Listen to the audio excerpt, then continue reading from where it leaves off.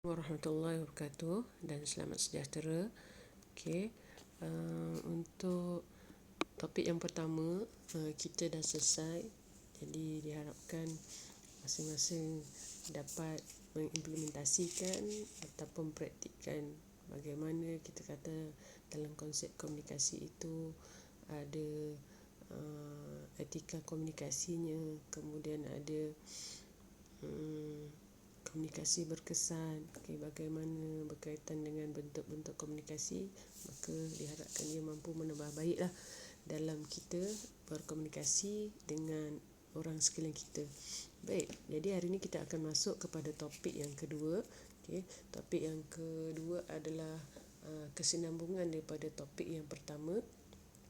Kita tahu komunikasi itu adalah satu perkara yang penting dalam kehidupan seharian kita untuk memudahkan maklumat, untuk berkongsi maklumat, berkongsi rasa dan sebagainya.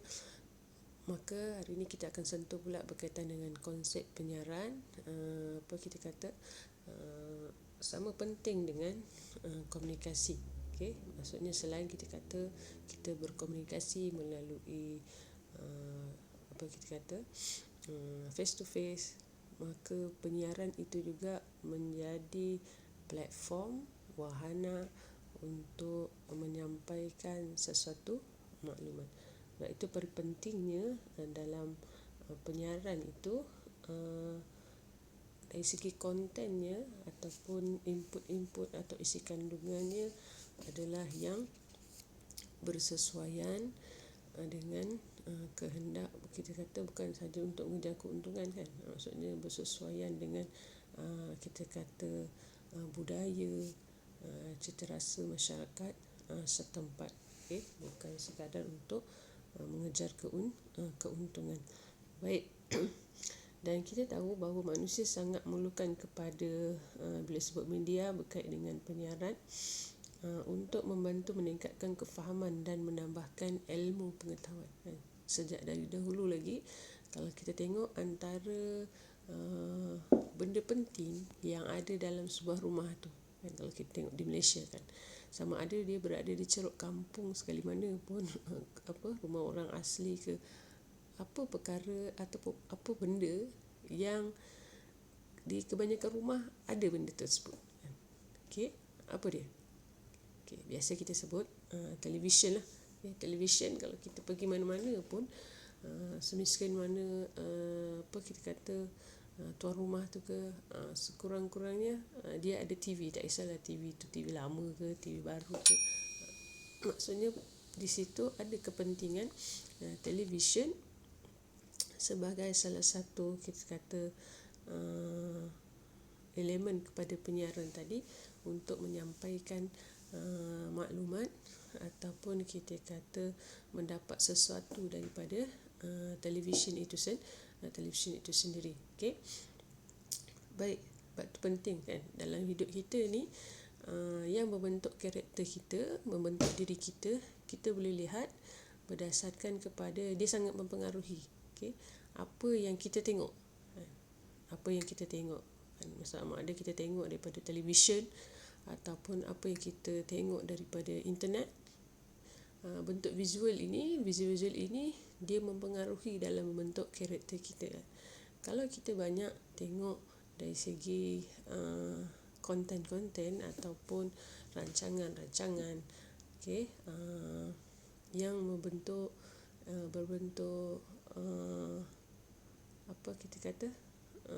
yang mempunyai isi kandungan dari segi pendidikan, bahan-bahan yang bermanfaat, maka dia akan membentuk karakter kita menjadi seorang yang bermanfaat lah, untuk diri dan juga orang lain. Kalau banyak tengok cerita Korea, maka sikit sebanyak sebenarnya dia juga akan membentuk karakter diri kita. Suka tengok kita kata cerita-cerita yang bentuk pengetahuan sains, so dia akan membantu dalam bentuk diri kita.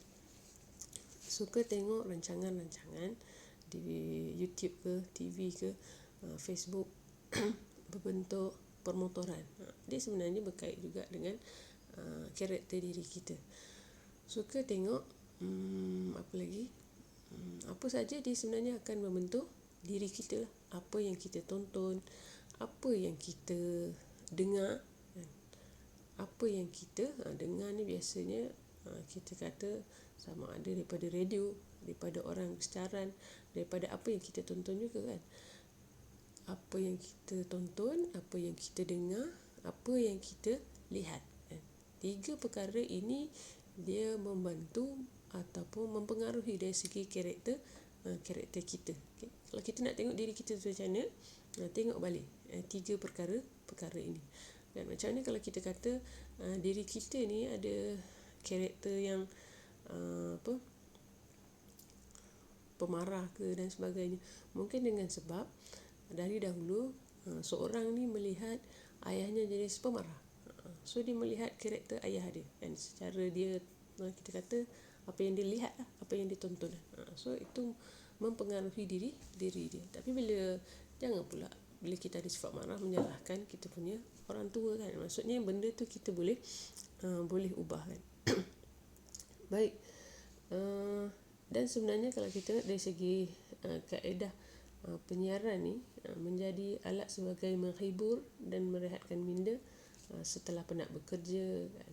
Zaman alat penyiaran ni sebagai alat berhibur ni sebenarnya kalau kita tengok zaman dahulu lagi dah berlaku. Zaman sebelum Islam kan, zaman Islam.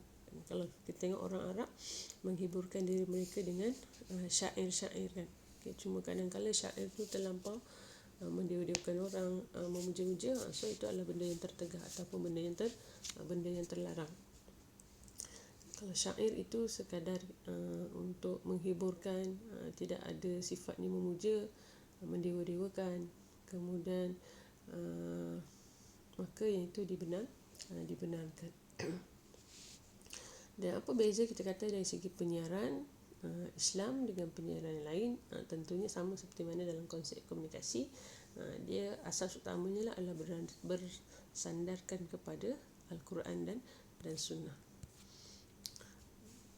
Baik, jadi untuk topik yang kedua ni kita akan sentuh berkaitan dengan definisi penyiaran, Islam dan penyiaran, dan juga garis panduan penyiaran.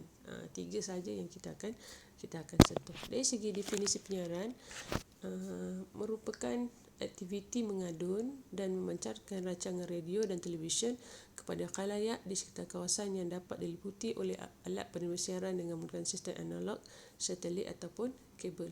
Macam kalau sekarang semua televisyen kita menggunakan dah sepenuhnya sistem digital kan, MyFree TV. Sebelum tu kita ada Astro, ada Unify, kemudian MyHippo, okay. Menggantikan kepada sistem analog. Kalau kita tengok sistem analog ni kekurangan dia dari segi kita kata channel tu kadang tak dapat, channel tak banyak. Dari segi kualiti siaran itu terhad, okay, berbanding dengan siaran digital dia lebih kan. Macam kalau kita tengok paling kurang sekarang kita ada semua adalah MyFree TV, MyFree apa kita panggil tu yang disediakan oleh kerajaan kan. MyFree TV tu dia kerajaan sediakan modem, ada yang dapat free kan, ada yang kena beli. So dengan adanya siaran digital tersebut, ada yang boleh dapat maksudnya HD kan. Kemudian apa kita kata, jadi kualiti siaran tu lebih sharp lah berbanding dengan analog. Okay, so dia tidak berapa dari segi siaran tu. Kadang ada tempat yang tak dapat, okay. Kemudian terhad channel dia. Bidang penyiaran dianggap sebagai satu jalan untuk mengenali Allah Taala dengan lebih dekat. So sebagai seorang Muslim, dia kena jadikan bidang penyiaran itu sebagai satu jalan untuk mendekatkan diri kepada Allah Taala. Okay, sama ada dengan cara dia pakai apa yang ada dalam bidang penyiaran ni untuk mendekatkan diri kepada Allah, ataupun menggunakan bidang penyiaran untuk mendekatkan orang lain kepada kepada Allah Subhanahu Taala.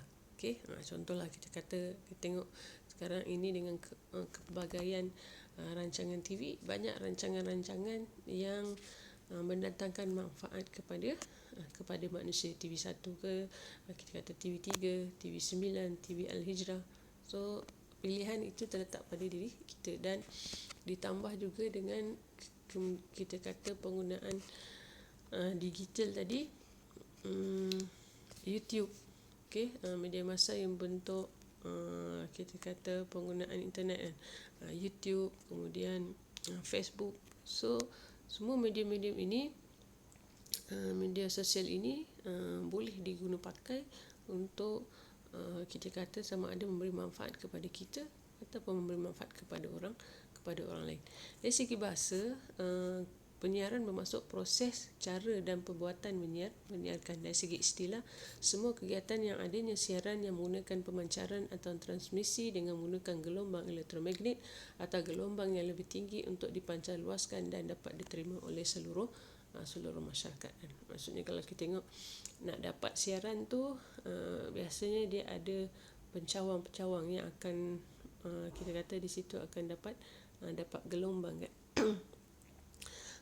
Kalau dulu disebut sebagai analog, dan kalau yang sekarang disebut digital. Media berasal daripada perkataan Latin iaitu mediare, yang bermaksud pengantara atau alat perhubungan. So media ini menjadi perantara di antara orang yang hendak menyampaikan dengan audiens penonton, sama ada kita kata media massa ataupun media cetakan. Media massa ni ada TV, radio, dan sekarang termasuk juga media sosial. Media cetak, surat khabar pun ke arah pendigitalan. Semua maklumat itu dalam keadaan sekarang, manusia dia tak boleh nak tunggu. Kalau kita tengok TV di berita TV tu dia lambat kan, setiap sejam ke setiap kalau TV3 berita terkini kan lambat sebenarnya pun, walaupun dia buat sejam atau 2 jam sekali. Jadi manusia perlukan maklumat yang cepat. Atau adanya kalau kita tengok TV ataupun akhbar, dia dah ada kan, maksudnya dari segi digital kan. Maksudnya dia akan sentiasa update dari segi maklumat dari semasa ke semasa. Baik, ini pendapat penyiaran sarjana tentang konsep penyiaran. JB Wahyudi menyatakan penyiaran merupakan proses pengiriman informasi dari seseorang atau produser kepada masyarakat melalui proses pemancaran elektromagnetik atau gelombang yang lebih tinggi. Gardner pula menyatakan suatu produk dan penerimaan maklumat yang menggunakan teknologi untuk disampaikan kepada masyarakat. Dan kita gunalah kalau sekarang kita kata kalau TV digital kan, di situ ada pertambahan beberapa channel yang tak ada sebelum pada siaran analog. Balik sikit, setiap bentuk komunikasi yang menyampaikan maklumat secara terbuka melalui teknologi media penyebaran secara tidak langsung kepada masyarakat umum. So dengan adanya penyiaran, masyarakat mendapat satu maklumat. Sebab tu media ini ataupun penyiaran dia menjadi sangat penting kan dalam menyampaikan maklumat yang benar kepada masyarakat. Kalau ia disalahguna, maka dia akan membawa kepada ketidakharmonian, terutamanya kita kata di kalangan rakyat Malaysia kan. Jalaluddin Rahmat mengatakan sejenis komunikasi yang ditujukan kepada orang ramai melalui media cetak dan elektronik. So saya dah sebut tadi, sesuatu itu hendak disampaikan kepada masyarakat sama ada melalui media cetak dan juga elektronik. So kalau kita kata dari segi konteks kecepatan maklumat dan sebagainya, kita boleh dapat daripada media elektronik, termasuklah media massa tadi, iaitu termasuk dalam media massa iaitu media sosial. Syed Arabi Aidit menyatakan media penyiaran seharusnya memberi kesedaran terhadap semangat kenegaraan selain dapat digunakan sebagai suara perancang negara dan mengajar kemahiran yang baru kan. Kalau kita tengok ketika kemerdekaan hendak kita kata dalam proses minggu ni kemerdekaan, maka di TV menayangkan kepada filem-filem berkait dengan kemerdekaan. Proses kita mendapat kemerdekaan daripada penjajah, contoh cerita Sarjan Hassan. So rancangan-rancangan tersebut mampu memberi satu kesedaran kepada penonton. Ismail menyatakan media cetak dan media elektronik perlu memainkan peranan bukan sahaja untuk menyebarkan maklumat atau fakta, data dan laporan, tapi juga untuk membentuk pendapat dan fikiran umum, mempengaruhi, mendidik serta meningkatkan tahap fikiran, nilai hidup yang baik dan mensejahterakan masyarakat. So nampak di sini betapa besarnya peranan media cetak dan media elektronik dalam kita kata memajukan dari segi pemikiran masyarakat, menyebarkan maklumat yang benar kepada masyarakat, dan paling utama sebenarnya mendidik masyarakat. Kalau kita tengok antara tagline Radio IKIM adalah mendidik jiwa kan, menghibur dan mendidik jiwa kan. Ciri-ciri umum komunikasi massa bersifat tidak langsung, iaitu maklumat harus melalui teknologi dan media, kemudian bersifat satu arah, iaitu tidak ada interaksi antara peserta komunikasi. Kalau kita tengok dahulu, kalau radio, televisyen, dia hanya bersifat satu arah kan. Tapi kalau dalam konteks semasa sekarang, ada juga rancangan-rancangan yang telah berubah kepada boleh berlakunya dua arah. Maksudnya interaksi dua hala antara pihak penyiar dengan penonton, bersifat terbuka, iaitu dibuka kepada orang awam tanpa sepadan. Maksudnya semua orang boleh menerima kita kata siaran tersebut. Islam dan penyiaran. Dari segi Islam, sebenarnya agama yang menyeluruh kehidupan, tidak pernah memisahkan mana-mana aktiviti atau perancangan dalam kehidupan daripada matlamat penciptaan manusia, iaitu untuk melaksanakan ibadah terhadap Tuhannya.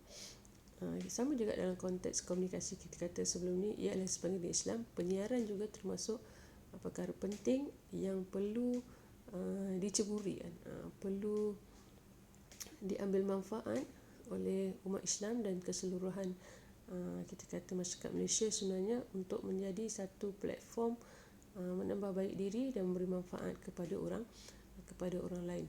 Dari segi penyiaran, dari segi konsep Islam, boleh dijadikan sebagai penyebaran ideologi, informasi, budaya, akhlak dan idealisme yang dapat disebarkan dengan lebih meluas, cepat dan boleh capai oleh khalayak yang ramai dalam waktu yang singkat. Maksudnya pemindahan penyebaran kepada yang kita sebut tadi, mendidik lah kan, tujuan utama kan, mendidik segi akhlak, mendidik dari segi maklumat-maklumat yang baik, dan juga dari segi ideologi yang baik. Dr. Ahmad Munawar dalam kajiannya bersama dengan Muhammad Nur Syahizan pada 2011 menyatakan pembentukan akhlak pelajar-pelajar Melayu di peringkat menengah di Malaysia sangat dipengaruhi oleh media penyiaran. Nak menunjukkan bahawa penyiaran ini dia sangat memberi impak kepada para pelajar. Sebab tu kalau kita tengok sekarang dalam penggunaan media sosial, dari segi TikTok, dari segi Instagram, apalagi Twitter dan sebagainya, dia sebenarnya dari segi, bahkan kalau kita tengok remaja dengan adanya smartphone, bermain game pula, dia sangat mempengaruhi dari segi tingkah laku para pelajar dan juga termasuk kita lah yang belajar di peringkat IPT. Jika tidak digunakan bidang penyiaran itu pada perkara kebaikan, so dia memberi impak yang tidak baik kepada kita. Dan akhlak itu sangat ditikbirkan dalam Islam. Membentuk budak insan yang berkualiti adalah tidak memadai jika budak insan hanya dibangunkan dari aspek ilmu dan kemahiran semata-mata. So kena seiring di antara ilmu, kemahiran dan juga dari segi akhlak. Bila ada akhlak, maka segala apa yang ada dalam bidang penyiaran tu kita mampu tapis yang mana yang baik dan juga mana yang tidak baik kan. Sebab sekarang ini walaupun disebut penyiaran, ada yang berbentuk antarabangsa kan, yang tidak contoh kita guna smartphone kan, itu adalah antara kita dengan kita kata diri kita tadi, macam mana nak gunakan smartphone tu untuk kebaikan. Dan bila ada akhlak itu sendiri, contoh dalam kita kata pengaruh Korea terhadap anak-anak remaja, terhadap rakyat Malaysia.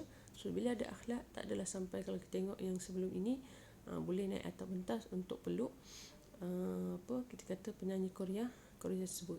Okey.